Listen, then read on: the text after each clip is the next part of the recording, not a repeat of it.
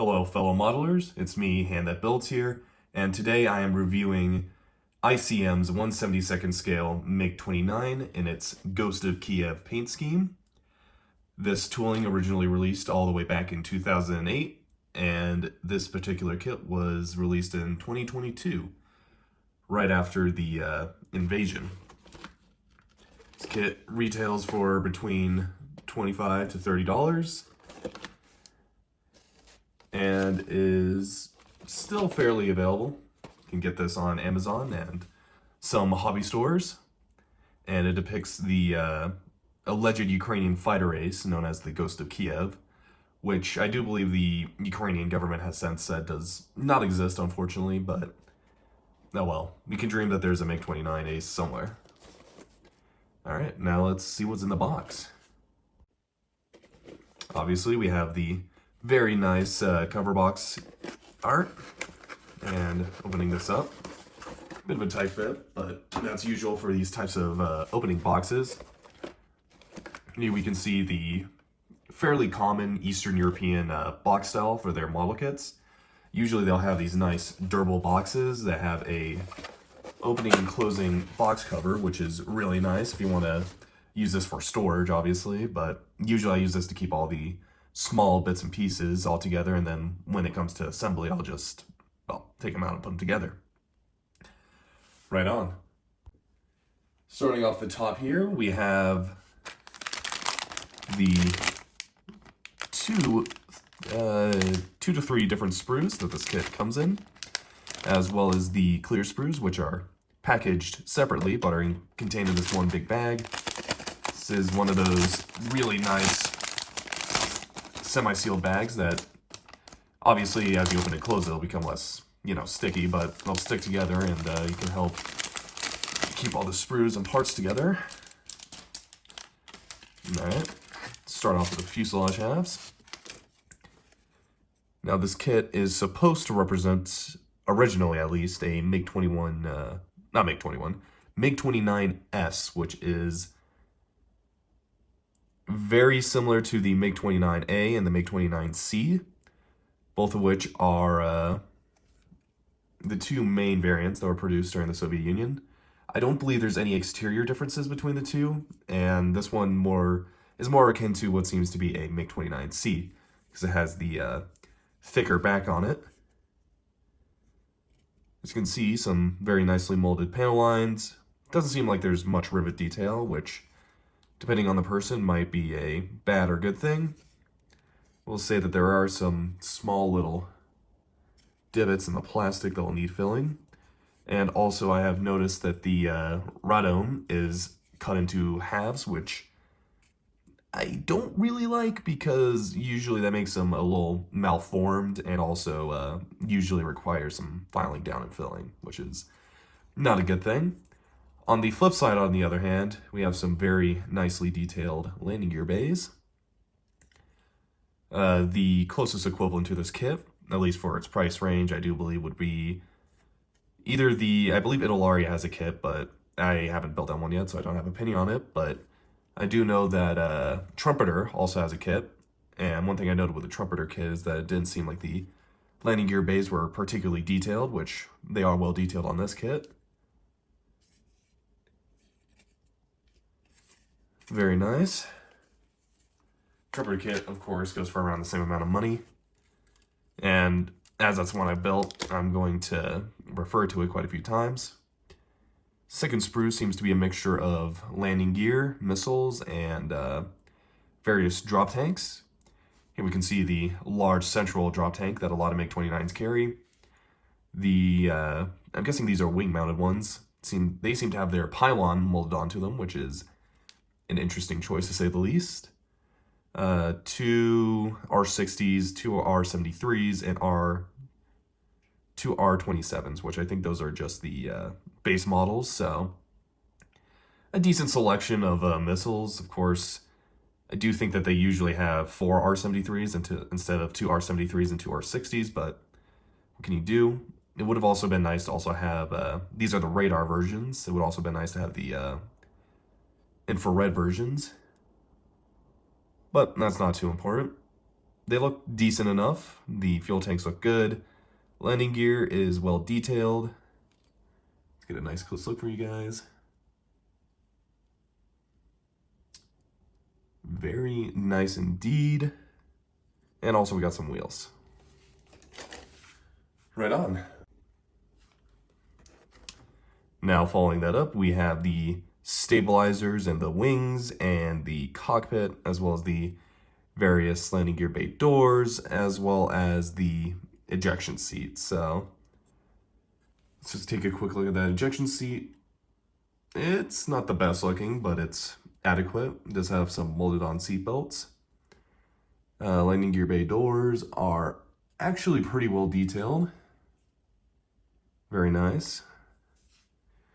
Flipping back over, we can look at this cockpit tub, which I will say is a lot better detailed than the trumpeter kit. The trumpeter kit has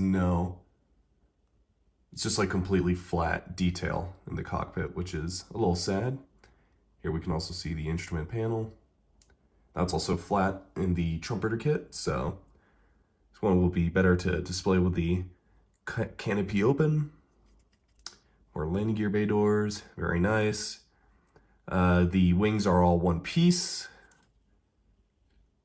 which is all right. Honestly, I kind of prefer the two halves, so that way you can have two halves and then have the bottom half have the holes indicated but not drilled through, in case you don't want to have any armament options on. But you can also just easily fill it, so it's not much of a problem. Detail is also, again, solid. No rivet detailing, but that's okay. Flaps are unposable, which is unfortunate. Tail also lacks the rivet detailing, but it's perfectly adequate.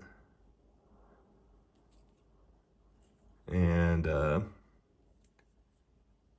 these two guys are also, like everything else, just decently detailed. If you have a rivet tool, you will definitely love running through and riveting all of these, which is probably something I will do in the future. Nice. Right on. Now we have the final piece, which is the canopy.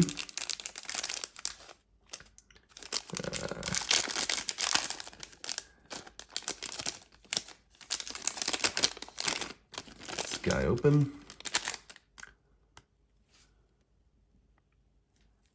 Very nice cockpit, very clear. You can see right through it. Got some other clear parts there, which I believe one of these is going to be for the IRST. We check real quick. Yeah. You can see that the IRST is not molded solid, so you can have a nice translucent one right there. Very nice. We'll also say that the cockpit detailing is also good on the fuselage halves. And yeah, that's just about everything you get in this kit. So far, I think for 25 bucks, it's a pretty solid kit.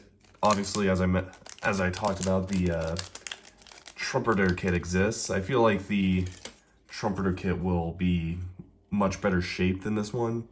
I do feel like the hump on the back of this guy is a little exaggerated, but oh well. That's I might be wrong about that. And also, as I said, it's kind of sucks that they have the two halves of the radome cut in half, because those usually don't line up all that well, and they also tend to look really weird. But that's kind of just my main complaint with this kit. Let's move on to the instructions. Looking at the bottom of the kit, we have our instructions, which, yeah, those are like literally the exact measurement for the two halves. Ooh, here we have some decals, which, let's take a quick look at these before we get into the actual kit, because these decals will be the main reason why most people will be getting these kits. The first one, which is in 2 special, here we have all the instrument panel decals, as well as stencils, roundels, the really cool Ghosts logo. Reminds me of Call of Duty Ghosts a lot. And we have a wide variety of numbers to choose from. So you just like cut out individual numbers and then use those to label your aircraft, which is really nice to have actually, because sometimes you want to get a kit and you want to make a specific aircraft, but you don't always have the number decals for them. So it's always nice having decal sheets like these that have all the numbers, so you can just come back and reuse the same one over and over again. It's really awesome that they did that. Here we have what look like kill tallies. Very cool. And then 2 rings that I'm not really sure what they're used for, but we got them. And here's the big decal sheet that this is the main one I was talking about when I said a lot of people are getting this kit for this one, or for this decal sheet. You can see that all of the camouflage pattern, except the white, of course, it's located underneath all these massive decals, which obviously will make painting better, or not better, but easier. But anyone who's ever done a digital camo like this will know that it is the hardest shit ever to mask it out. So being able to just dip this in water and then apply to the kit is really, really nice. I haven't built this kit yet, obviously, but I've seen other people build it, and these decals, even though they look relatively flat, they do look really good on the kit. And if you actually wanted to, you know, kind of make these decals look more varied, if that makes sense, in their appearance, I would recommend taking some oil paints and just lightly smuttering the panels, so that way you got some slight color variation. Specialty oil paints, I would recommend looking at a actual guide instead of just copying off of what do you think I'm saying here. But yeah, very nice decal sheet. Quickly cover these 2 up, and then get into the instructions, which look pretty simple. Alright, so starting off here, we have the cover, which has a description and then some information about the MiG-29, the various paints that they recommend. And they have it for ICM's paints, Rebel, and Tamiya's. I'm sure that ICM's paints will be the most accurate for this kit, obviously. And I actually kind of want to do a quick reading of this. There's still debates whether the ghost of Kiev really exists. Can be one person, or it could be a whole team. Some believe he died, many says he was ejected, or maybe it's just an inspiring story.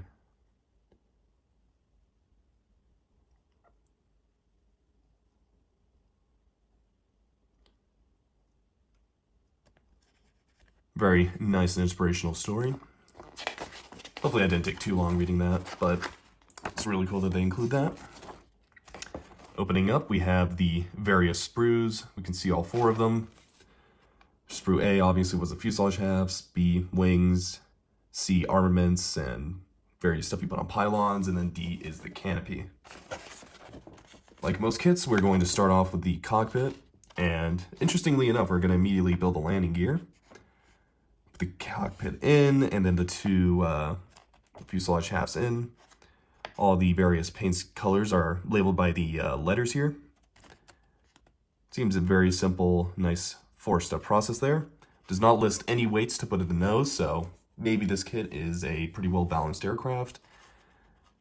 Really, what I like to do is I do like to put some weights in the nose of my aircraft, even if it doesn't need it.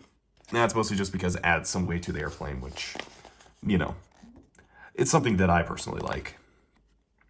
Following that up, we seem to be... Yeah, alright. So following that up, we seem to have the main assembly of the entire aircraft, pretty much. Wings and stabilizers, tail, all the control surfaces are obviously all one part. Air intakes, you are actually going to need to drop down to the sub-assemblies here, as well as the jet engines, before putting those on. And then here we have the various missiles that you will put together onto a rail, or pylon, whatever. And then, of course, we end off by putting all the landing gear and missiles on, and then right afterwards putting on the landing gear bay doors. And yeah, that's just 2 pages of instructions, a really easy and simple kit. And then finally we have the painting instructions, which here it can say you can have number 19, 02, or 53. One of those 3 numbers, whichever one you want to think is the Ghost of Kiev. Obviously we got the nice Call of Duty-esque ghost guy. And of course the various different colors and decals, which you're going to have to pay some close attention to where these decals are located, so that way you don't accidentally misplace them. So, yeah. That is the Ghost of Kiev ICM kit. As I said, it's a solid enough kit by itself, but with these extra decals, which these decals, they tend to be like $10 to $15 on their own. This kit is a really good deal, because you're essentially, I mean, obviously this was like 25 bucks, which is $10 more, but that means that the kit itself is like $10 and you have $15 worth of decals thrown in there. So it's a pretty solid deal, all things considered. As I said, I haven't put it together, but I don't think it will, well, I shouldn't say I don't think, but I think it will make a really nice MiG-29 once it's all assembled and a part of my collection. Thanks for watching my video. This has been Hand That Builds, and I hope you guys watch me again.